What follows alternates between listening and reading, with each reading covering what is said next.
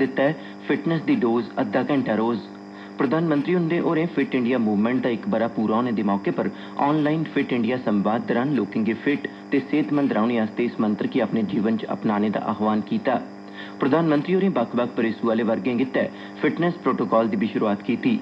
मोदी होरें क्रिकेट खिडारी विराट कोहली, अभिनेता मिलिंद सोमन, फुटबॉल खिडारी अफशान आशिक ते होर दुई मन्नी परमन्नी दी हस्तियां कन्नै गल्लबात की। प्रधानमंत्री होरें देशवासियों की सेहत की कामना भी की है। उन्हें गलाया कि फिट इंडिया अभियान एक बरे च लोकें का अभियान बनी गया है। प्रधानमंत्री होरें आख्या जे योग, ध्यान, कसरत, सेहतमंद खान पान ते तैराकी जनेही गतिविधियां साड़ी चेतना का हिस्सा बना करदियां न। उन्हें आख्या जे कोविड के संकट दौरान फिट इंडिया मूवमेंट का असर ते इसदी उपयोगिता का मता एहसास हुआ है। उन्हें जम्मू कश्मीर के फुटबॉल खिडारी अफशान आशिक की सराहना की ते गलाया जे वह मुल्क दी होरनें कुड़ियें आस्ते प्रेरणा का स्रोत न।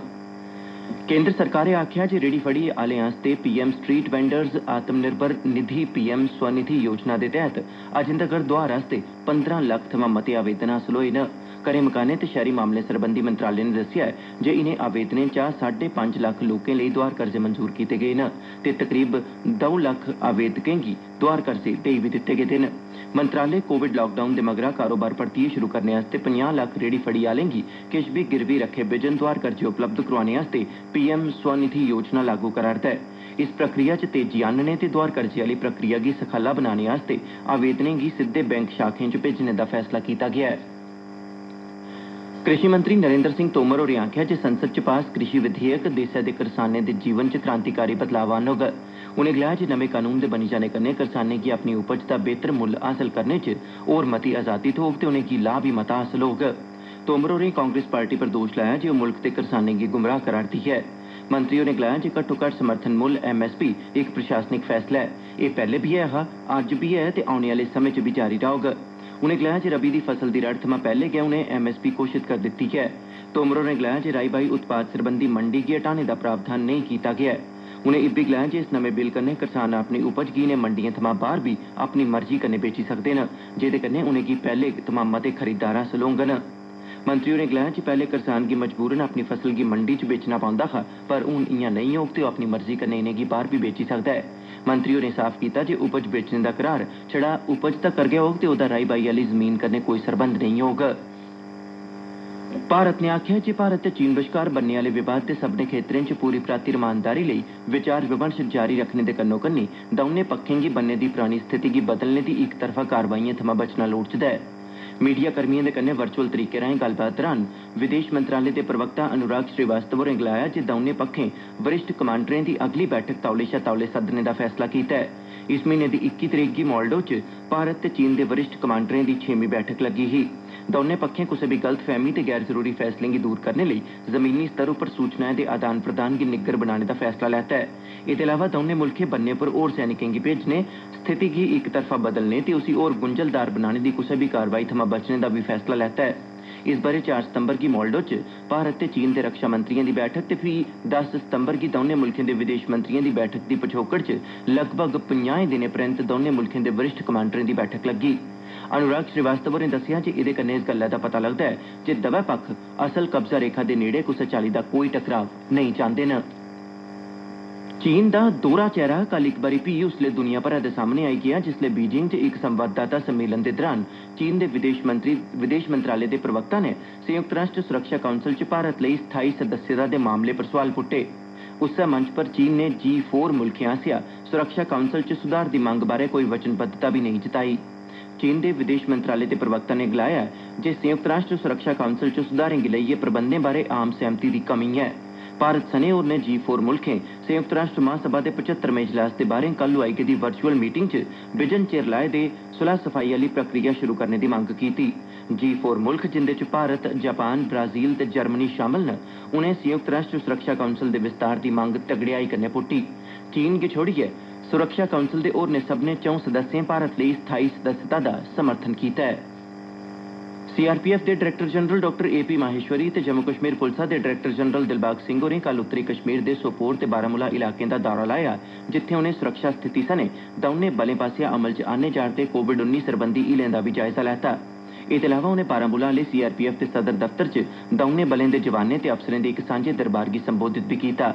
इस दौरान उन्हें जम्मू कश्मीर च कानून व्यवस्था आह्ली स्थिति गी बरकरार रखने च जम्मू कश्मीर पुलिस ते सीआरपीएफ दे जवानें दी भूमिका दी सराहना कीती।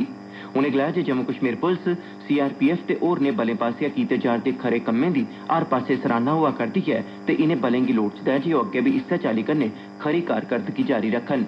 उनें अफसरें पर जोर पाया जे जमीनी सतह पर सुरक्षा व्यवस्था होर निग्गर कीती जानी लोड़चदी ऐ कीजे पाकिस्तानी आतंकवादी जम्मू कश्मीर दी रमानदारी च खलल पाने दियां भैड़ियां चालां चला करदे न।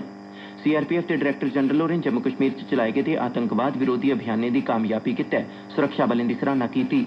उनें आखेआ जे जम्मू कश्मीर पुलिस ते सीआरपीएफ पिछले लम्मे अरसे थमां किट्ठे रलियै कम्म करा करदे न।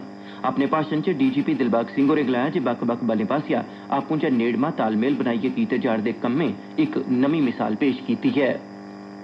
पुलिस ने दावा बन्नेआ जे उनें दक्खनी कश्मीर दे कुलगाम जिले च जवाड़ सुरंग कश कल संझां दौं जनें गी असले ते बरूद कन्नै गिरफ्तार कीता है। कुलगाम दे एसएसपी होरें साढ़े संवाददाता गी जानकारी दित्ती है जे पुलिस ते फौज दी सांझी टीम ने इक लौह्की गड्डी जेह्दे च दौं लोक असला ते बरूद लेइयै जा'रदे हे गी गिरफ्तार कीता है। गिरफ्तार कीते गेदे दौं जनें दी पन्छान सैमिउल्ला ते नसीर अहमद लोन दे तौर पर कीती गेई है जेह्ड़े दवै शोपियां दे बसनीक न।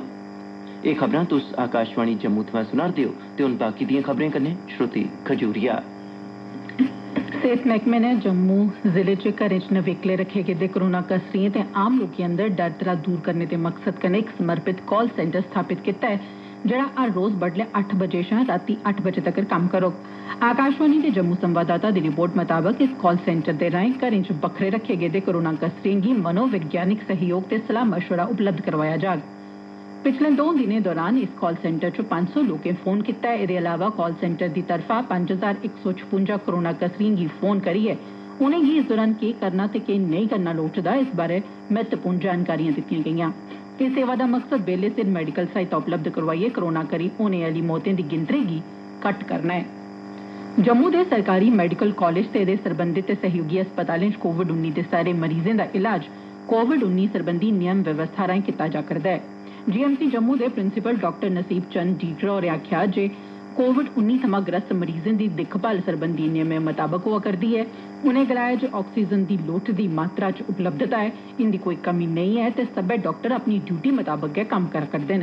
आकाशवाणी जम्मू संवाददाता मताबक जीएमसी जम्मू च 115 कोविड-19 दे मरीज न। 3 गी बक्खरे वार्ड च, 14 गी सीसीयू च, 34 गी वार्ड नंबर 3, 37 ते 7 च रखेआ गेदा है। इंदे चा 84 गी ऑक्सीजन ते 11 गी वेंटिलेटर पर रखेआ गेदा है। गांधीनगर आह्ले सरकारी अस्पताल च कोविड-19 दे 10 मरीज न जिंदे चा 2 ऑक्सीजन पर ते 4 मरीजें गी ठीक होने परैंत छुट्टी दे दित्ती गेई है। इस्सै चाल्ली सीडी अस्पताल च कोविड-19 दे 58 मरीजें गी रखेआ गेदा है जिंदे चा 54 ऑक्सीजन आह्ली सुविधा दित्ती जा'रदी ऐ। केंद्र शासित प्रदेश जम्मू कश्मीर च कल नोवेल कोरोना वायरस दे 1114 नमें मामले सामने आए। इंदे चा 624 जम्मू खित्ते थमां हे ते 480 कश्मीर खित्ते थमां। इनें मामले दे सामने औने मगरा जम्मू कश्मीर च कोविड-19 दे कुल तस्दीकशुदा मामले दी गिनतरी 68,614 होई गेई ऐ। 22 लोकें दी जम्मू कश्मीर च इस लागै करी मौत बी होई ऐ जिंदे चा 14 जम्मू खित्ते दे ते 8 कश्मीर प्रांत थमां हे।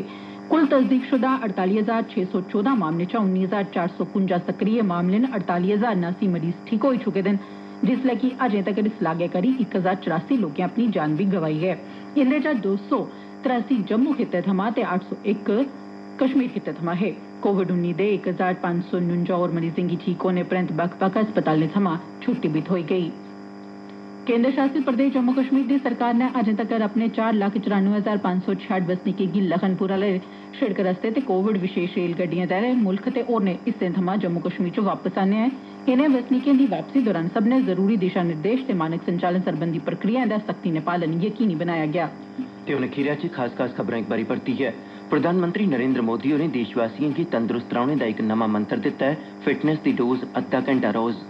कृषि मंत्री नरेंद्र सिंह तोमर होरें यकीन दोआया जे सरकार पास्सेआ आने गेदे राई बाई सरबंधी बिल करसानें दी जिंदगिएं च क्रांतिकारी तब्दीलियां आनङन। ते भारत ने आखेआ जे चीन गी असल कब्जा रेखा पर परानी स्थिति च बदलाव दी कुसै बी इक तरफा कोशिश थमां बचना लोड़चदा ऐ। एह्दे कन्नै गै खबरें दा एह् बुलेटिन समाप्त होआ।